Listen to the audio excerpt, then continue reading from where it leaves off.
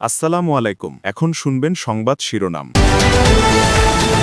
ভোটের জন্য প্রস্তুত দেশ, বৃহস্পতিবার রাতেই পাওয়া যাবে বেশিরভাগ ফলাফল, জানালো ইসি।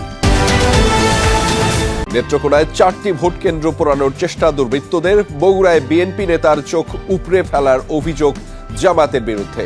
ভালো ভোট উপহারের প্রতিশ্রুতি আইজিপির। ভোটের ছুটিতে ঢাকা ছাড়ার হিড়িক, মহাসড়কে প্রচণ্ড চাপ। প্রচার শেষেও সামাজিক মাধ্যমে গুজব ছড়ানোর শঙ্কা। ইতিহাসে নতুন অধ্যায়ের সূচনা হতে পারে এই নির্বাচন, ভিত্তি হবে গণতন্ত্র, বলছে ইউ মিশন। ইন্টারকন্টিনেন্টালে বিদেশি সাংবাদিকদের জন্য মিডিয়া সেন্টার চালু। আসসালামু আলাইকুম। এতক্ষণ শুনছিলেন সংবাদ শিরোনাম, এখন শুনবেন বিস্তারিত। নির্বাচন কমিশনের বিধি অনুযায়ী 48 ঘণ্টা আগে গণসংযোগের ইতি টানতে হয়। সে অনুযায়ী সকাল 7:30টায় শেষ হয় রাজনৈতিক দলগুলোর প্রচার। ত্রয়োদশ জাতীয় সংসদ নির্বাচন এবং গণভোটের বাকি আর মাত্র দুদিন। সুষ্ঠু ভোট আয়োজনে দেশ জুড়ে চলছে নানা প্রস্তুতি। বিভিন্ন জেলা থেকে উপজেলা পর্যায়ে পাঠানো হচ্ছে ব্যালট পেপার, থাকছে বড় কড়া নিরাপত্তা। এর আগে পাঠানো হয় ব্যালট বাক্স, সিল, অবচনীয় কালিসহ অন্যান্য নির্বাচনী সরঞ্জাম। সহকারী রিটার্নিং কর্মকর্তারা এসব সরঞ্জাম বুঝে নেন। আগামীকাল কেন্দ্রে কেন্দ্রে পৌঁছাবে ভোট গ্রহণের সামগ্রী। সহকারী রিটার্নিং কর্মকর্তাদের কাছ থেকে এসব সরঞ্জাম বুঝে নেবেন প্রিজাইডিং ও সহকারী প্রিজাইডিং অফিসাররা। এদিকে 3 পার্বত্য জেলার দুর্গম এলাকাগুলোয় হেলিকপ্টারের মাধ্যমে পৌঁছানো হচ্ছে নির্বাচনী সামগ্রী। দায়িত্বপ্রাপ্ত কর্মকর্তাদেরও পৌঁছে দেওয়া হচ্ছে হেলিকপ্টারে। বৃহস্পতিবার 299 আসরে সকাল থেকে 7:30 থেকে শুরু হয়ে ভোট গ্রহণ চলবে বিকেল 4:30 পর্যন্ত। ত্রয়োদশ জাতীয় সংসদ নির্বাচনের বেশিরভাগ ফলাফল 12 ফেব্রুয়ারি রাতেই পাওয়া যাবে। ভোট গ্রহণ বিষয়ে ব্রিফিং হবে দিনে 4 বার। এই তথ্য জানিয়েছেন নির্বাচন কমিশনার আবুল ফজল মোহাম্মদ সানাউল্লাহ। বিকেলে নির্বাচন কমিশনে তিনি জানান, এবার সংসদ ও গণভোটের ব্যালট একসাথে গণনা হবে। বিকেল 4:30টার পর কেন্দ্রের 74-র মধ্যে অপেক্ষারত ভোটার থাকলে তাদেরও ভোট নেওয়া হবে। ইসি সানাউল্লাহ জানান, এবার পোলিং অফিসার থাকবেন 5 লাখের বেশি। 90 ভাগের বেশি কেন্দ্রে রয়েছে সিসি ক্যামেরা। আইনশৃঙ্খলা রক্ষাকারী বাহিনীর 9,58,000 সদস্য দায়িত্ব পালন করবেন। নির্বাহী ম্যাজিস্ট্রেট থাকবেন 2,100 জন এবং বিচারিক ম্যাজিস্ট্রেট থাকবেন 957 জন।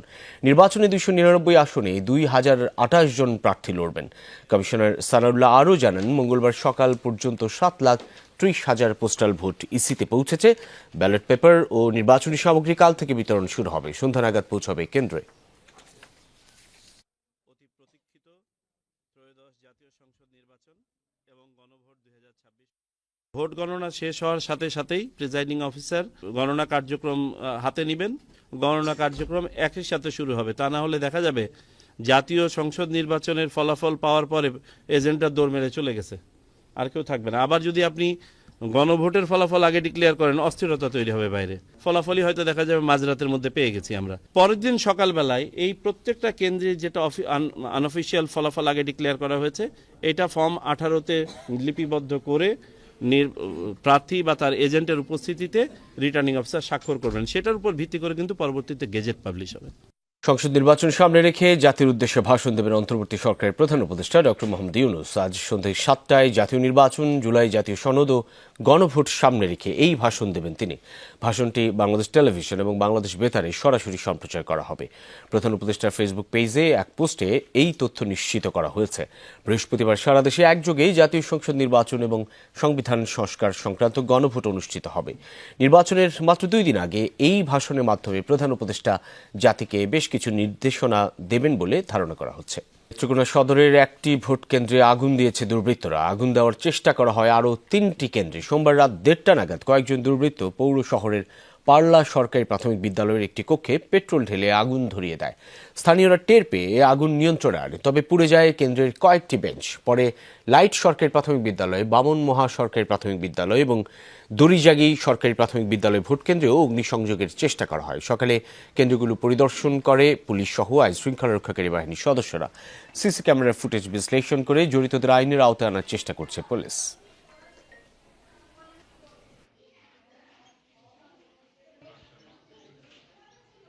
ভোটার কম আসবে এরকম হয়তো মনে করি একটা এরকম আগুনটা দিয়ে সামান্য কিছু পড়ছে এই, আর একটু পেট্রোলের মতো কিছু পড়ে আছে। স্কুলের যে দরজাগুলো বন্ধ ছিল, বাট তারা একটা প্যানিক সৃষ্টি করার মতো, ওর জন্য আসলে সবগুলাতে আসলে চটের বস্তা কেরোসিন দিয়ে এরকম আসলে করছে।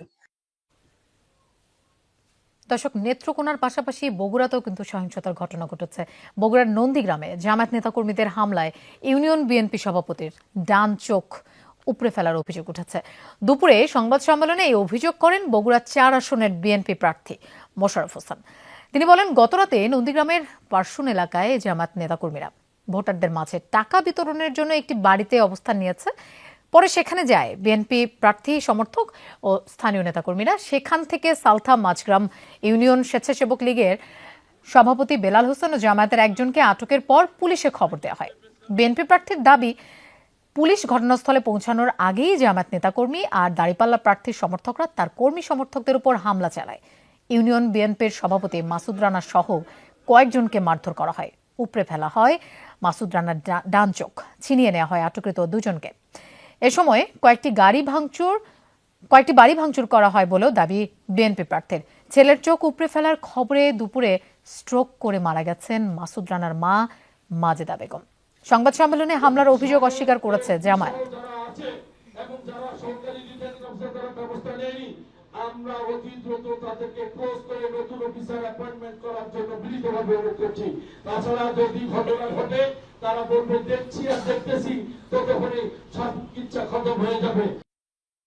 মব করে ভোট কেন্দ্র দখলের মাধ্যমে সিল মারার ঘটনা ঘটলেই ওই কেন্দ্রের ভোট গ্রহণ বন্ধ করে দেওয়া হবে, জানিয়েছেন পুলিশ মহাপরিদর্শক বাহারুল আলম। প্রয়োজনে ইসির সাথে কথা বলে সেই আসনের ভোট স্থগিত করা হবে। নির্বাচনের সার্বিক আইন শৃঙ্খলা পরিস্থিতি নিয়ে সংবাদ সম্মেলনে এই হুঁশিয়ারি দেন আইজিপি। সব মিলিয়ে ভালো নির্বাচন উপহার দেওয়ার প্রত্যাশা বাহারুল আলমের। নির্বাচনে আইন শৃঙ্খলা পরিস্থিতি নিয়ে প্রেস ব্রিফিং করেন পুলিশের মহাপরিদর্শক বাহারুল আলম। জানান, সারা দেশে ঝুঁকিপূর্ণ ভোট কেন্দ্র 24,000-এর বেশি। এসব কেন্দ্রের 90% সিসিটিভি লাগানো হয়েছে। ঝুঁকিপূর্ণ কেন্দ্রগুলোতে বডি ক্যামেরা ব্যবহার করব। কোনো কেন্দ্রে মবের চেষ্টা হলে শুধু সংশ্লিষ্ট কেন্দ্রই নয়, নির্বাচন কমিশনের সাথে আলোচনা করে পুরো আসনের ভোট স্থগিত করা হবে বলেও জানান আইজিপি। কিন্তু এইবার not a single incident will happen. আমরা যেটা ইলেকশন কমিশন বলেছে, যদি করে আমি ভোট কেন্দ্র বন্ধ করে দেবো, একটা কেন্দ্র বন্ধের জন্য আসনই বন্ধ করে দেবো, মানে এইবার পারবে না। তিনি জানান, লুট হওয়া কয়েক হাজার অস্ত্র এখনো উদ্ধার করা যায়নি, তবে নিরাপদ ভোটের জন্য সব প্রস্তুতি রয়েছে বলেও জানান পুলিশ প্রধান। ইলেকশনকে ডিসরাপ্ট করার মতো কোনো শক্তি নাই। কোথাও একটা ক্রাইম হতে পারে, একটা ডাকাতি হয়ে যেতে পারে, একটা খুন হয়ে যেতে পারে, কিন্তু ইলেকশন ডিসরাপ্ট করতে পারবে না। এটা 3000-ই হোক আর 6000-ই হোক। কেরানীগঞ্জে জঙ্গি আস্তানায় বিস্ফোরণের ঘটনা টেনে আইজিপি বলেন, নির্বাচন টার্গেট করে জঙ্গি হামলার চেষ্টা ছিল, তবে তাদের পুরো নেটওয়ার্ক ভেঙে দেওয়া হয়েছে। আমি মনে করি জঙ্গি হামলার আশঙ্কাটা, আমরা যদি কেরানীগঞ্জের ঘটনাটা না ঘটতো, আমাদের মধ্যে অ্যাপ্রিহেনশনটা বেশি থাকতো। এই মুহূর্তে আমি ওইরকম তীব্র আশঙ্কা বোধ করছি না।